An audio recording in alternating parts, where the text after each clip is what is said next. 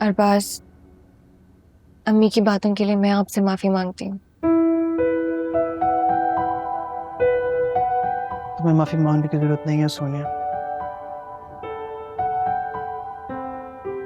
सिर्फ उन्होंने जो भी कहा ठीक ही कहा है। नहीं, उन्होंने कोई बात भी ठीक नहीं कही।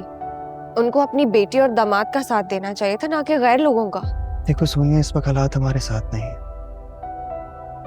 प्लीज मेरी बात समझने की कोशिश करो। वक्त हमारी मुखालिफ सिमत में है, इसलिए हमारे लिए बेहतर यही है कि हम खुद को वक्त के धारे पर छोड़ दें। आप में इतना सब्र कहाँ से आया अरबाज? आप इतना सब कुछ कैसे बर्दाश्त कर जाते हैं? बचपन में ही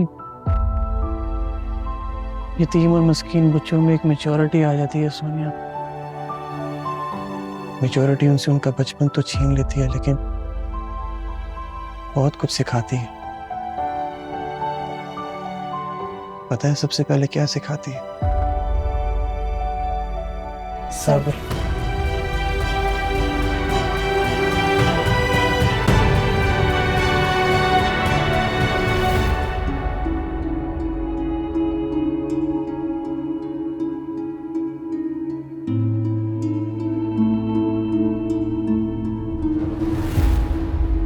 ये क्या हरकत है नियाज हुसैन?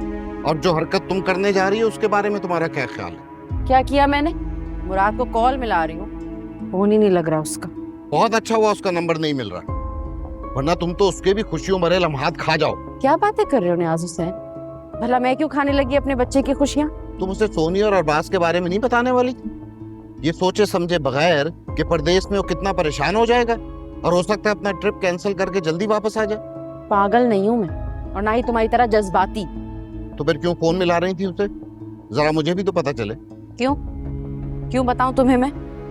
तुम अपने दिल की हर बात बताते हो मुझे। सीने में अब दिल रहा ही कहाँ है सादिया बेगम। अपने बच्चों की मुश्किलें और परेशानियां देखकर कट चुका है, कई टुकड़ों में बट चुका है, और मैं ये नहीं समझ पा रहा कि किस टुकड़े की सलामती के लिए पहले दुआ करूं। तौबा है, तुम और तुम्हारी राम कथाएं किसी और को सुनाओ जाकर, क्योंकि मुझे तुम्हारी किसी बात पर एतबार ही नहीं रहा। अपनी नाखल्फ औलाद के पीछे थाली का बैगन बन चुके हो तुम। जिस तरफ ज्यादा झुकाव महसूस करते हो उसी तरफ लुढ़क जाते हो। तुम कुछ भी कहो सादिया बेगम, सोनिया का दुख मुझसे देखा नहीं जा रहा, वो जा रही। उसे रोक लो, खुदा के लिए उसे रोक लो। उन्हें इस वक्त हमारी जरूरत है। नहीं, हरगिज नहीं। उन्हें अपने पैरों पे खड़ा होने दो। अगर आज हमने उन्हें सहारे की बेसाखियां दे दी तो सारी जिंदगी वो सहारे की तलाश में भटकते रहेंगे। जाने दो उन्हें।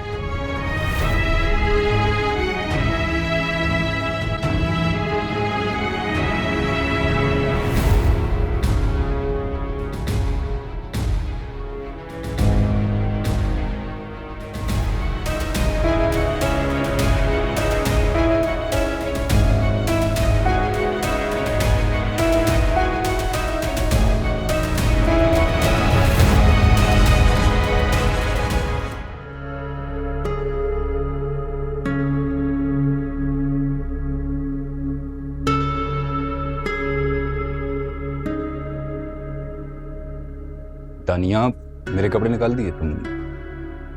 मैंने निकाल दिए थे, आप शावर ले, मैं चाय लेकर आई। क्या बात है, तुम परेशान लग रही हो, सब ठीक तो है?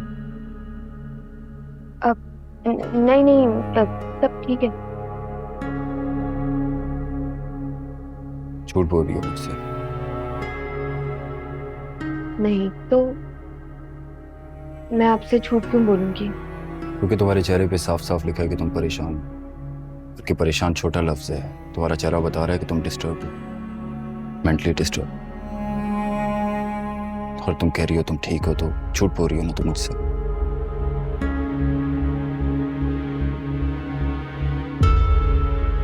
बैठो।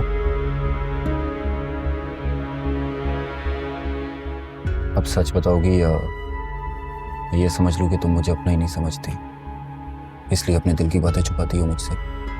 कोई बात नहीं है।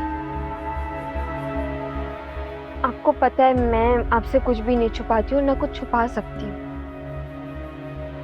क्या आप मेरे शौहर हैं, मेरे शरीके हयात है। तो फिर बताओ, क्या चीज परेशान कर रही है तुम? वलीद, आप ही का फोन कल से नहीं लग रहा है। मैं उन्हें जब भी फोन ट्राई कर रही हूँ उनका फोन स्विच ऑफ जा रहा है। मैंने अरबाज भाई को फोन ट्राई किया, उनका नंबर भी बंद है। और ऐसा कभी नहीं हुआ कि इन दोनों का नंबर साथ बंद हो। ऐसा कैसे हो सकता है? अरबाज का नंबर कैसे बंद हो सकता है? उसे तो इस वक्त ऑफिस में होना चाहिए, और ऑफिस में वो अपना नंबर बंद ही नहीं कर सकता। इसी बात की तो मुझे परेशानी हो रही है। मेरी कल बात हुई थी, फराह की तबीयत ठीक नहीं थी, वो सब हॉस्पिटल जा रहे थे और मेरा कोई कांटेक्ट ही नहीं हुआ। मुझे बहुत परेशानी हो रही है वलीद। तुम परेशान मत हो, तुम उनसे कांटेक्ट करने की कोशिश करती रहो। अगर शाम तक हो जाता है तो ठीक, नहीं तो हम उनके घर चले जाएंगे, पारा की आयादत भी कर लेंगे और सोनिया और अरबाज से भी मिल लेंगे। ठीक है, जैसा आपको बेहतर लगे।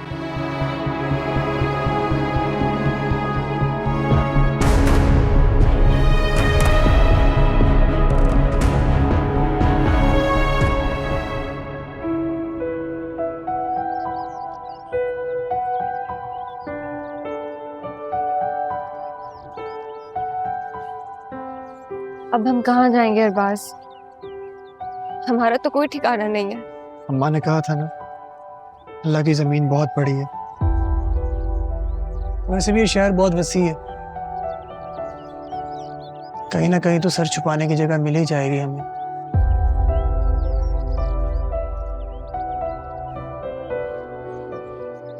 इस तरह रोकर मुझे कमजोर मत करो सोनिया।